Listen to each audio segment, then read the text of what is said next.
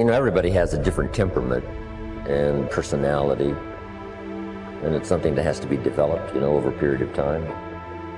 We all must deal with that dark side of our nature, the positive side of our nature, and it isn't that it ever gets done or finished, but that we should suppress those things that would cause us trouble, not only within ourselves, but cause us trouble with someone else. You're not aware of that conflict going on, because conscious attention doesn't need ordinarily to focus upon it. And so you don't get involved, and you're not anxious about what party is winning and what party is losing. They're keeping up a kind of balance. It's a spiritual battle, and it's taken people thousands and thousands of years to figure this out. You can find that. You just look inside. Inadequacy, weakness, susceptibility to temptation, narcissism, pride, envy, revenge, resentment, frustration, lack of faith, all of that. So we spend a lot of our energy, a lot of our time, a lot of our work and our thoughts on how much stuff can I get, how much can I accumulate. And the problem that comes up with this is that if you believe that you are what you have, if you really believe that, so we have a, almost like a dilemma. If I am what I have, then when I don't, I'm not.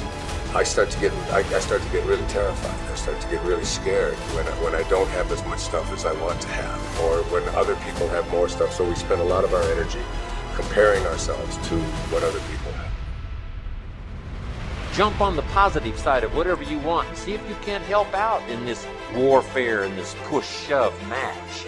That's why the old wise man said we must learn to love and hate. So underline that. You must learn to love and hate. And the illustration he used was you must learn to love good and hate evil. But the major key to your and my future, the major key to you and mine being able to put our lives together, to get up and move forward, the major key to creating the next greatest version of ourselves and looking out for our families and improving our lives and our community. The major key is you. It's me. It's all of us. We have to decide that we're going to take responsibility.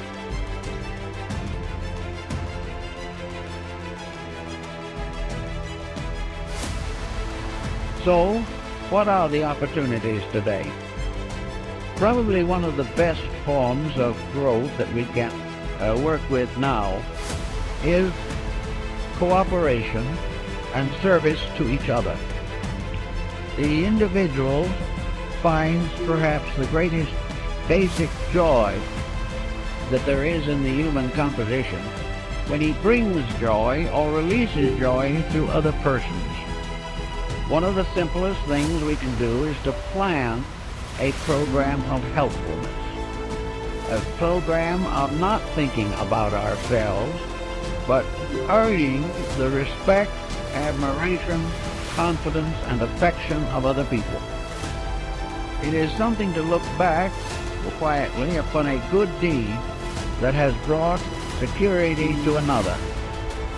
And this type of backward looking is probably the most cheerful as possible. So service to others. If you do not know what to do, help someone in desperate trouble. Forget being deprived of a few hours of television or being requested to turn away from some ordinary leisure that you have planned. But try to see what you can do to help other people. Now, if you have special trained abilities in these matters, there are many opportunities that open themselves to the person who really wants to help. If you have music as a background and have the abilities, find some young people who want music and cannot afford it. And instead of sitting around gossiping or answering phone calls, take these young people and try to educate them or help them in their musical lessons. If you are in business, take young people who need business training. They will not get proper training in school, but they can get it from someone who has been through it and knows what is right and knows what should occur and what should not occur. Everyone can do something, and out of the best they have done themselves, share with another. Then there are things you can do for yourself. If you are not in a position or do not feel equipped to work with other people, then work with yourself. Develop those faculties and powers which are not functioning properly today. Look over your own life and see what your mind is doing. Is your mind growing? Or is it just heaping up one prejudice on top of another? Watch your thoughts and see whether or not you're instinctively criticizing things you do not understand, or have developed powerful prejudices which interfere with justice and judgment. Look over your own nature and then go to work on the problem that you find needs attention. It is not good, however, to try to simply convert yourself. To sit down and say, I shouldn't hold that attitude, is usually not very meaningful. What you really should do if you dislike a certain condition is get into that condition yourself. Move in on it and find out why people think the way they do, instead of criticizing from some set point within yourself.